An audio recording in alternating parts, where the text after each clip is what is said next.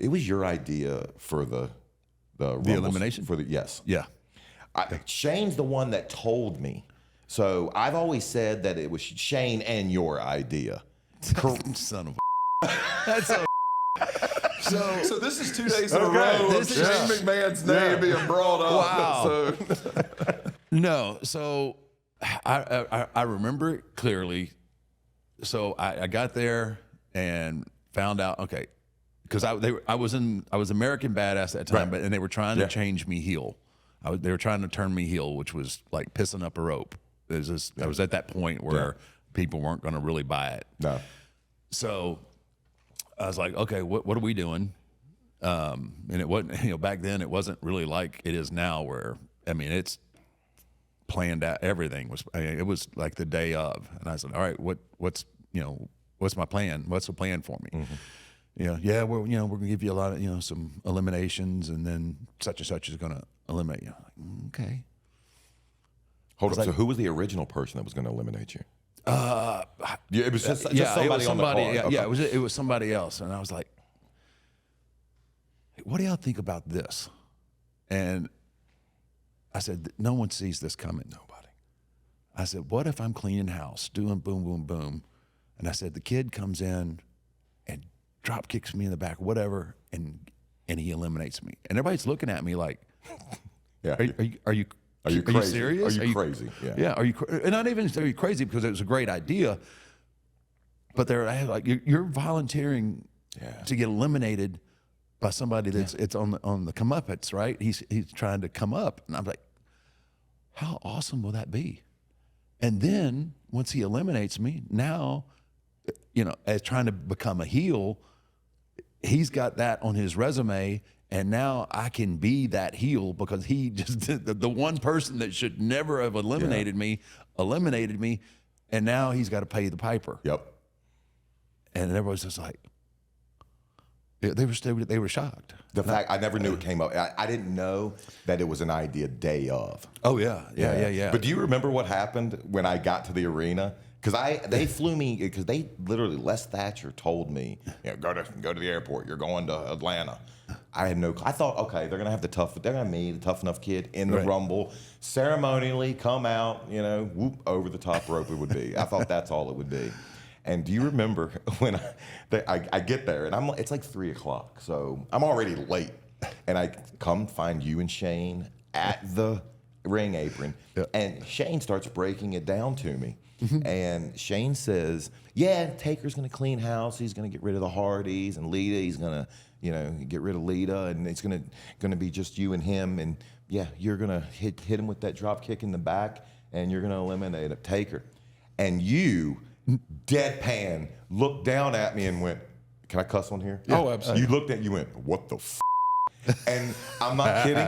I went back to being a child, and my father getting ready to tell me to go in the garage as he's taking his belt off. I was terrified. And I'm like, I'm literally in my mind, I'm thinking Shane's telling you this for the first time. Well, I had a hell of a career. I was about to go get a cab. But then you let me in on, you kind of winked at me, and then I was like, oh, thank God. And from that moment on, you took care of me the rest of the day. The rest of the day. I had to have some fun, because at that point in your career, you can't expect that. Like, I was in pajamas. I was wearing pajamas. You can't expect How long had you been wrestling at that point? That was my fourth match. I had wrestled Taz 3 times. I wrestled Booker once on SmackDown, and that was my 4th televised match. Yeah. 4th. Okay. Now here's the crazy question, and I've brought it up on my channel. What happens if I miss the drop kick? Like I've said, we're not starting a wrestling match, me and you. Man. What happens at that point? It wouldn't have been good, I can tell you that. I don't think you're eliminating the Undertaker. You only had one shot. I don't think I'm sitting here right now. Dude, you had one shot. Yeah. And you hit it, so we ain't got to worry about it. I think I become an accountant or something. There wouldn't have been a second one. I mean, it was perfect. It was absolutely perfect in the way we drew it up. So thank goodness for that. I appreciate you giving me the we, but we know it was you. No, man, no, you had to put the drop kick on there, man. No, he eliminates you, and you know, of course you're surprised.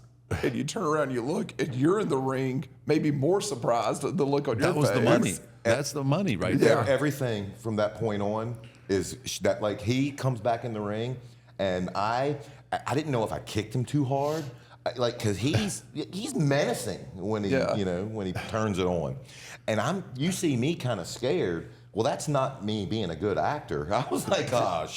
You know, man, he's just thought about what he did. Yeah. Well, I'm thinking, because I remember you telling me leading into it, you were like, you got to kick me. You got to lay it in. Because if I don't have a momentum to take me over, it's going to look like and I'm not going to look like So I laid it in. Yeah. No, it was perfect, man. Yeah. So, but then I didn't know if I kicked you too hard. Yeah, no, it was absolutely perfect. And it was one of those moments that people they lost their They did. Yeah. They still do. Yeah. They still do. It's still one of the I occasionally get asked about it. Do you? It's literally the only thing anyone ever wants to talk about. So tell me about when you eliminated Undertaker. Yeah, that's every interview I I was do. like, oh man, that big mother. I drop kicked that bitch. Drop kicked that son of a bitch. Saw it coming. Man. Too easy. Yeah, I was telling him, I had an idea. Taker, tell me if you're okay with this. His day had already passed. It was time for Maven. I was in the twilight of a mediocre career anyway. You think the money shot is my reaction. I think the money shot is that shot of your face that comes up on you where you just look like, what the just happened? Yeah. No, it's storytelling, and that's what it was on both our parts. It was the, oh no, you didn't. Yes. And then on your part, oh no, I didn't. What did I do? What did I do? What did I do? What have I done? Yeah. But your reaction set the table for what was to come. Oh yeah. It was like I should have been embarrassed. It's his fourth match, and I just got eliminated by a contest winner. Yes. I mean, there was nobody calls that ever calls that. I mean, oh my gosh, it was like they were bringing the lamb into the slaughter. Absolutely. Right? Because that's what everybody's leading up thinking. to it, you like you all said, you were cleaning house. I mean, no one could touch you in the ring at that moment. And I think King even plays it perfectly when my music hits, and you kind of you did that kind of giggle and like, oh, okay. And King plays his role perfectly. Like, this is going to get ugly quick. Yeah. So it was just, but then again, I think that's what I think draws people in and makes people love this business. Yes. Yeah. And all the things that we did, all those facial, and that's the whole thing that I always preach about. That's the storytelling aspect of it. It is being able to know the expression to put on your face, the know how to react to being eliminated by some rookie. I mean, I could have deadpanned or whatever it could have been, but this is like that's the they're reading, and they feel it. They feel that if it's done correctly. Absolutely. And I'm really proud of that